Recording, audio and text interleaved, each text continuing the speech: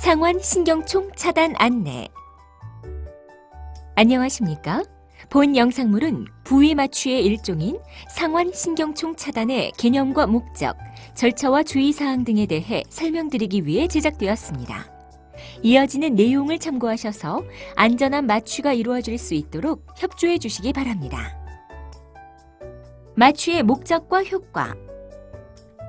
수술을 위해 시행되는 마취는 수술 중에 발생하는 통증을 제거하는 행위뿐 아니라 안전한 마취와 수술에 장애가 되는 요소를 사전에 파악하여 해결하고 수술 중 발생하는 신체적 변화를 관찰하고 조절하며 수술 후 환자의 의식과 활력 징후가 안전하게 회복되도록 관리하는 일련의 과정을 포함합니다.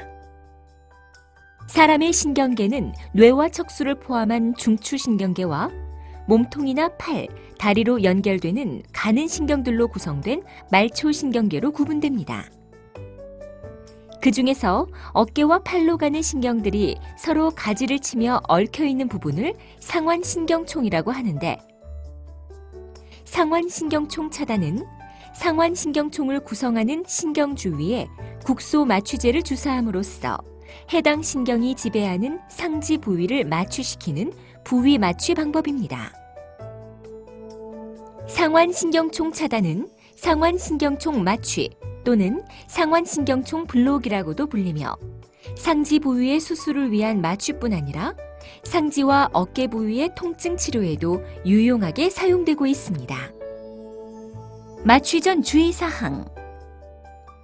마취과 의사는 마취를 시행할 부위에 감염이나 해부학적 구조에 문제가 있지는 않은지, 환자가 마취에 필요한 적절한 자세를 취할 수 있는지 등을 확인하고 필요시 신경학적 검사를 시행하기도 합니다.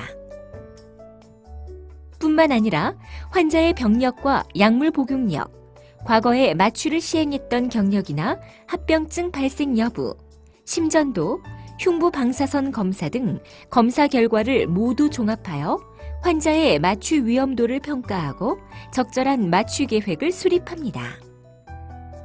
그리고 안전한 마취와 수술을 위해 필요한 경우에는 확인된 위험인자를 수술 전에 교정하기도 하고, 위험도가 너무 높은 경우에는 수술을 취소하거나 위험도가 낮아질 때까지 수술을 연기하는 결정을 내리기도 합니다.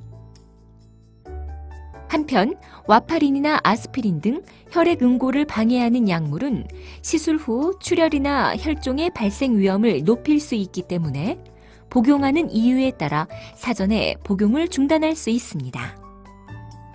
마취와 수술 과정에서 음식물이 기도로 흡인되는 것을 방지하기 위해 마취 전에는 8시간 이상의 금식이 필요합니다.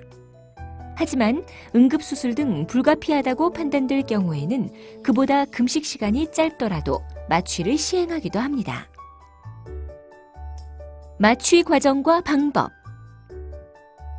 환자가 수술대에 누우면 먼저 심전도, 혈압계, 산소 포화도 등 모니터링 장비를 연결합니다. 마취과 의사는 바늘이 들어갈 부위를 소독한 다음 말초신경 자극기를 이용하여 차단술을 시행할 신경을 확인하고 주사 바늘을 찔러 국소 마취제를 주입합니다. 마취가 유도되고 나면 외과 의사는 수술에 필요한 자세로 환자의 몸을 고정하고 수술 부위를 소독한 다음 수술을 시작합니다. 한편 의식을 완전히 잃게 되는 전신 마취와 달리 상완신경총 차단을 시행받은 환자는 의식이 깨어 있으며 마취로 인해 통증 감각은 없어지지만 피부에 닿는 감각 등은 느껴질 수 있습니다. 마취과 의사는 환자가 불안해하는 등 필요하다고 판단될 경우 약간의 진정제나 수면제를 투여하여 환자를 잠들게 하기도 합니다. 마취가 유지되는 시간은 마취제 주입 용량이나 개인에 따라 차이가 있으며 수술이 끝나고 시간이 지나면 서서히 마취가 풀리면서 감각과 운동 기능이 회복됩니다. 마취의 합병증과 부작용. 국소적 부작용. 마취를 위해 주사침을 삽입한 부위에서 출혈이나 혈종, 감염 등이 발생할 수 있습니다. 약물에 의한 부작용. 일부 환자에서는 마취제나 진정제 등의 약물에 의한 부작용으로 저혈압이나 어지럼증 등이 나타날 수 있으며 드물지만 심장 박동이 불규칙해지는 부정맥이나 심장마비 등이 나타날 수 있습니다. 신경 손상. 어깨와 겨드랑이 부위는 다양한 신경들이 매우 복잡하게 지나가고 있으므로 시술 과정에서 주변의 다른 신경들이 함께 마취되거나 주사 바늘에 의해 신경이 손상될 수 있습니다. 기흉. 천자 과정에서 바늘이 폐를 찌를 경우 폐 속의 공기가 흉곽 속으로 빠져나와 기흉이 발생할 수 있습니다. 기흉의 양이 많지 않을 경우에는 안정을 취하면서 기다리면 저절로 흡수되어 사라집니다. 그러나 기흉이 크거나 공기가 계속해서 누출되고 폐가 허탈되어 호흡곤란 등이 발생할 경우에는 흉관이라는 튜브를 삽입해야 합니다. 흉관은 흉곽 내에 고인 공기를 뽑아내어 허탈된 폐를 펴주는 역할을 하며 흉막이 아물어 공기 누출이 멈추고 기흉이 모두 흡수된 다음에는 제거합니다.